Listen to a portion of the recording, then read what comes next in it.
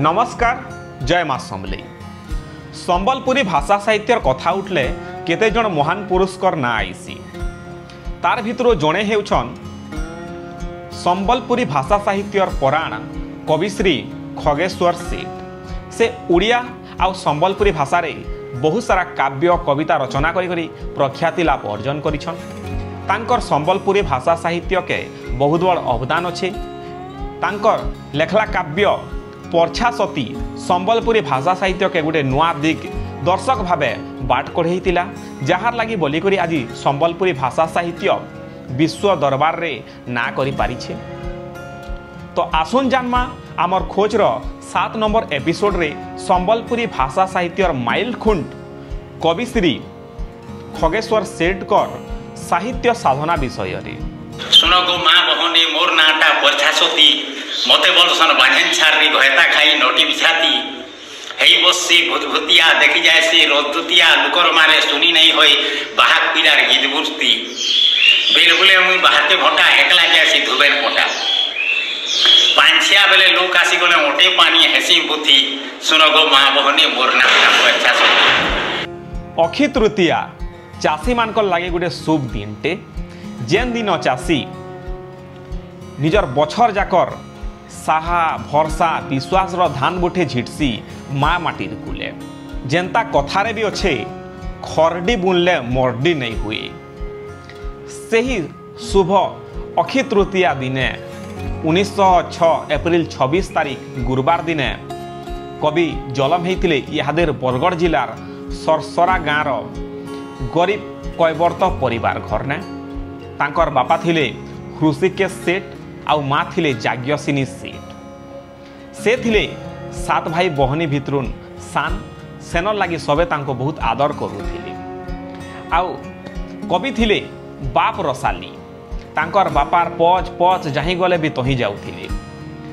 हृषिकेश सेठ पुराण गाहक भावे बनेटे ना करिथिले। तांकर पुराण सुनबार लगी तांकर पीछा नहीं छाड़ू थाई खगेश्वर सेठ।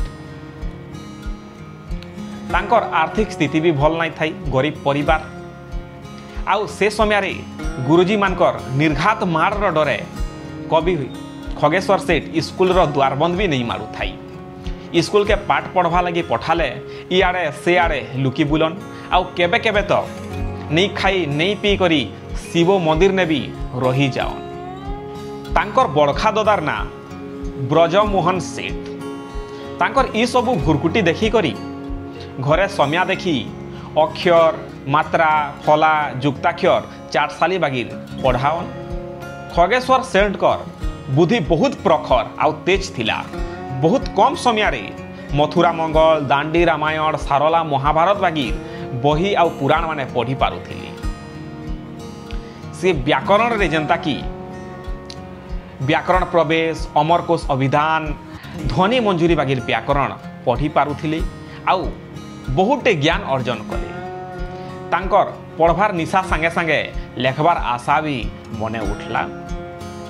से समय रे तांको मात्र 12 कि 13 वर्ष हेउथाय। घरे जदि मिठा कि खजा घिनबार लगी पैसा पतर किछि देले से बरगढ़ बाजार जाई करी बही पुराण माने किनुथिले आउ पढ़ुथिले।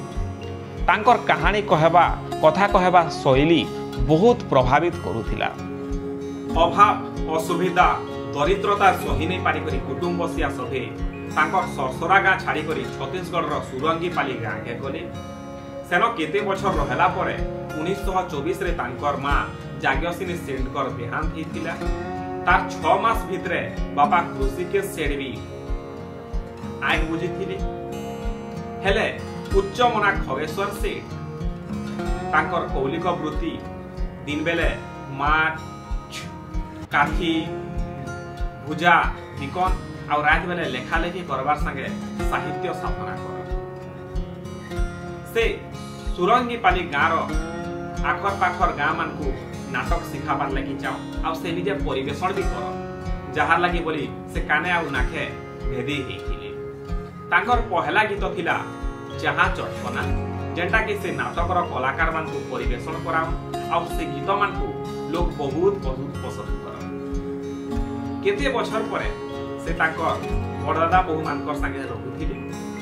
तांकर बरदादारू स्नेह आदर तो मिले हेले तांकर बहु तांको पसंद नहीं करबा बहुतटे कटु कथा कहन जहाँ फले कविंकर मन के आघात आसी से तांकर बापा मानकर श्मशान पाके जाई करी कानन आ मन के हल्का करी करी फिर तोरे साहित्य साधना रे निजर मन के मतेई दियो 1926 मसियार कथा तांकर माउसी सूर्यमुखी तांकर किए पिला छुआ नहीं थाई कवि खगेश्वर के पोष्य पुत्र भावे रखी आ मामू घर पाणीमुरा के नहीं करी आसी विजयपुर पाखर तालपदर गाँव में तांको बिहा करी आ 1929 रु 15-16 बछर तक से तालपदर गाँव में रही से समय तांकर कलम रु झड़ी पड़ीथिला चौतीसा चंद्रकला कानन विषाद निशा सुरकी माता मोहन रागीर 22टा काव्य कविता संकलन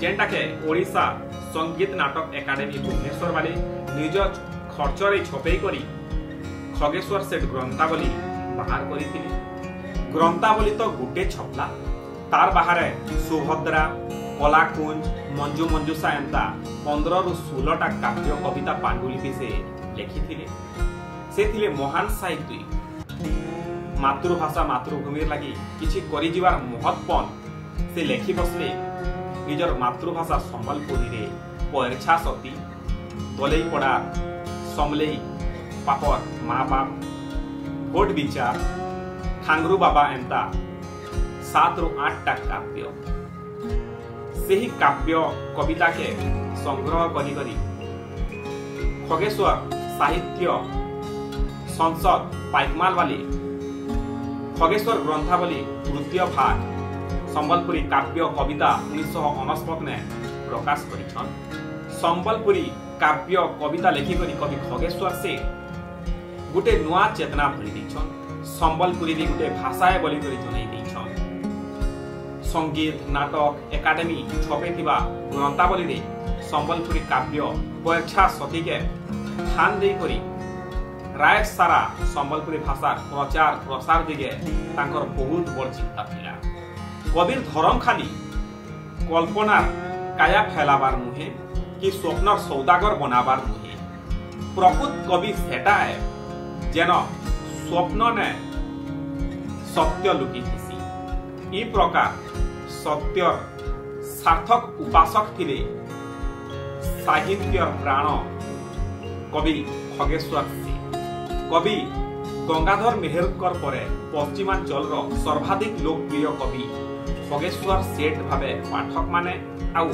खाली पश्चिम ओडिशा नुहे ओडिशार बड़ बड़ कवि आउ साहित्यिक माने से प्रभावशाली आ प्रतिभावान थिले बोली स्वीकार करिछन परिवार कहले कवि तांकर स्त्री 3टा पो आउ तांकर गुटे बह आउ तांकर बुढ़ी मौसीमार संगे 7 कुटुंब रहुथिले ई महान साहित्य साधक कवि खगेश्वर से ओडिया संगे संबलपुरी भाषा साहित्य के अंधार करी 18 फेब्रुआरी 1987 बुधवार दिन आखि बुझी थिले आउ झरे दे जेतिले पश्चिम ओडिशा केते कवि साहित्यिक मानकर आखि रे लुह इहादे से नाइन नस हेले तांकर लेखि जेतिबा काव्य कविता इहादे चेते देउछे समाज के संस्कार और चेतना कथा तांकर लेखिथिबा परीक्षा सती आज भी समाज रे घुटिबा कथा के दर्शासी तांकर कालजाई काव्य कविता समाज के गुटे दिग्दर्शक भावे बाट पढ़े आसुछि एंता महान कवि संबलपुरी भाषा साहित्य पुराण कवि श्री खगेश्वर सेठ करामे अमर आत्मा सद्गति कामना करूछु तांकर भाषा और साहित्य रे जेन निष्ठा अवदान अच्छे से रखी जाइछन अक्षय कीर्ति से हेउछन अक्षय तृतीया कवि श्री खगेश्वर सेठ तांको आमे हाथ जोड़ी कर प्रणाम जनाउछु आउ तांको श्रद्धांजलि ज्ञापन करूछु आज आपण माने देखुथिले महान कवि श्री खगेश्वर सेठ का साहित्य साधना जीवन रो कथा आपण माने बहुत मात्रा रे वीडियो के सांगसाथी मान को पठे देबे जहा द्वारा ई माटीर कवि ई माटीर महान पुरुष मानकर कथा सभे जानि पारबे आउ जने महान पुरुष मानकर कथा चर्चा के नै करी आउ नुआ एपिसोड रे देखा हेबा नमस्कार।